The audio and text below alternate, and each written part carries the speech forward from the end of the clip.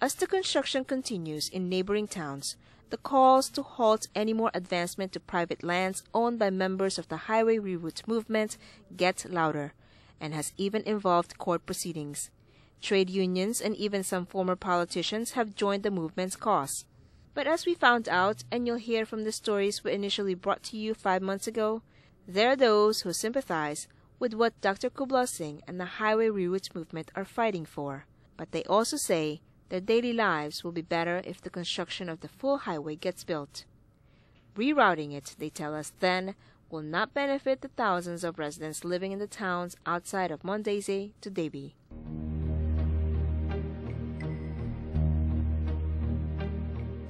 This is Trinidad.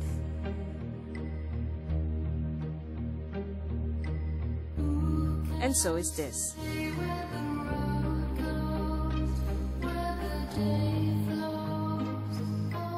And some people would like it to remain just like this, to hold on to their quiet way of life. And no one is holding on to that as wholeheartedly as the highway reroute movement here in Debe.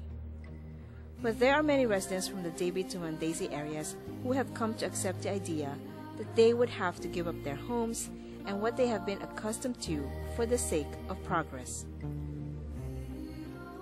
We don't really have a choice. Looking at development in this area, I have lived here over 50 years. If you know the history of these places, you will see there has never been any development in these areas. These are rural areas. If you go into Fyzabad itself, or even parts of Siparia, you will find little tracks to get to people's homes. With much hesitation and after many sleepless nights over the idea that she and her family would have to leave this area, Ms. Harak Singh tells us she and her husband made the toughest decision. I was a single parent, and praise and thank the Lord I had parents to help me see about my children.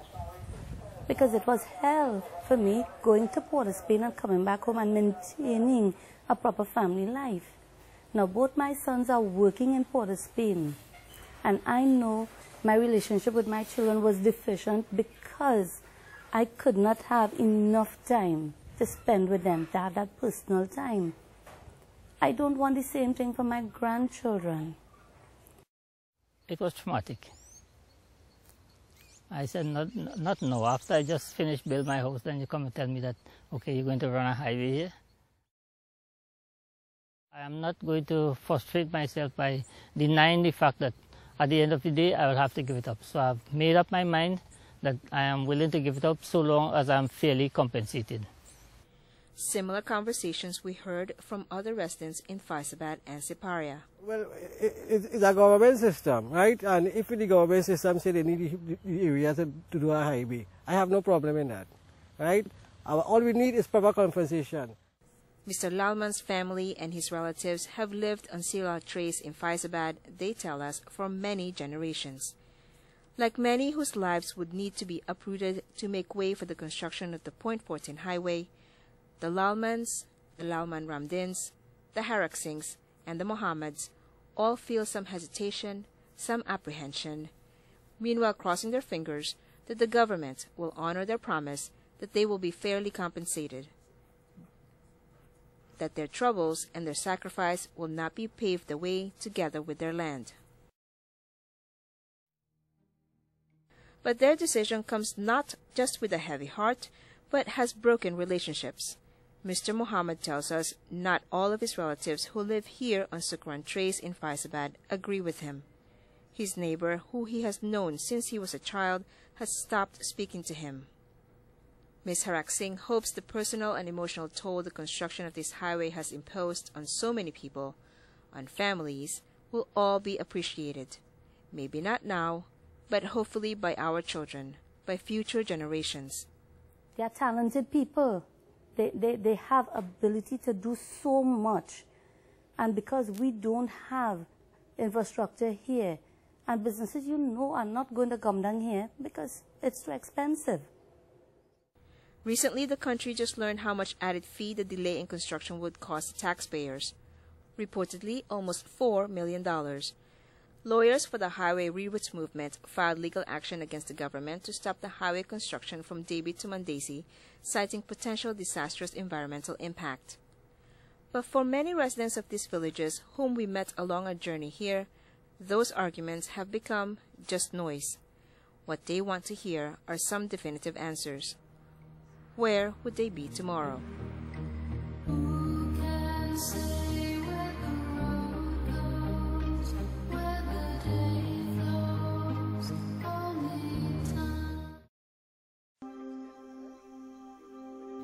Under the cover of darkness, every workday, even before the moon gets the chance to hide behind the sun, a handful of, mostly women, find their way to one of 3 makeshift bus stops in Fyzabad.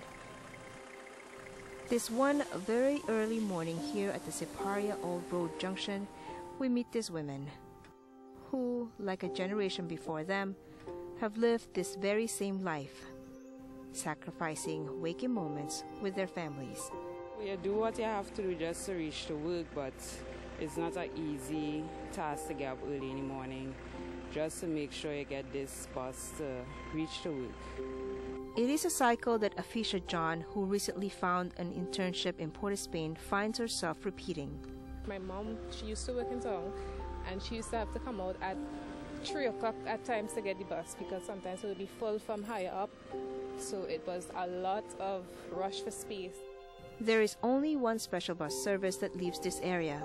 The bus runs through here between 4 and 5 a.m., no specific time, forcing them to stand here in the dark, even when it rains, to wait for that bus. And there is one bus that leaves Port of Spain at around 4:30 in the afternoon and gets them home, usually after dark. If you don't get this bus, you have to go Fyzabad. To go Fyzabad is $4. You take a taxi, that is $7. And then when you reach to San Fernando, you have the choice of either taking the water taxi, the coach, the regular, $6 or $4, or a taxi itself, which is $15. So that adds up and adds up. For some of them, paying more than $10 each way is not an option, considering their monthly income. Meanwhile, the sacrifice and commitment do not come just from those who travel this bus every day. Well, the last 3 years, I just have to take my daughter at 3 o'clock to drop her at Robert Hill to get the special service bus to Port of Spain on mornings. Mr. Duke's daughter is fortunate to get the support. Mr. Duke tells us there are those who have to go through a lot more. I have a few young ladies who I give a ride on mornings to Robert Hill to get a bus, and they don't have a vehicle, and some of them is just from single parent home, some who just they lost their husband, and they because of the job they have to survive, they have to come up here, and yes, about 10 of them I know often. These are just a few stories we heard as we visited the villages where the Point 14 highway will run through. Their homes will not be bulldozed, nor will their properties be affected. But they are the ones whose lives will change once the highway gets built. Jobs, they say, will surely come along with the infrastructure. But for now, for these women, for Mr. Duke's daughter, this is how they live their lives. She looked at all the factors, that the stress, the strain, and the commitment, the commuting to and from Port of Spain. She had looked at all of those. But as life had seen that she, after attending school and she needed a job for her life endeavors, the only opportunity arise was in Port of Spain. Some suggest maybe provide another bus to accommodate the growing number of commuters in the early mornings. Others say that is a short-term solution to an obvious problem. The vacancy was in Port of Spain. It hardly have vacancies in South. But despite what may seem to many of us as a daunting commitment, there are those who told us during our visit here that a highway is not necessary, to just give them another bus service, or just fix their existing roads. Change, it seems to some of them, is an even more difficult possibility to consider.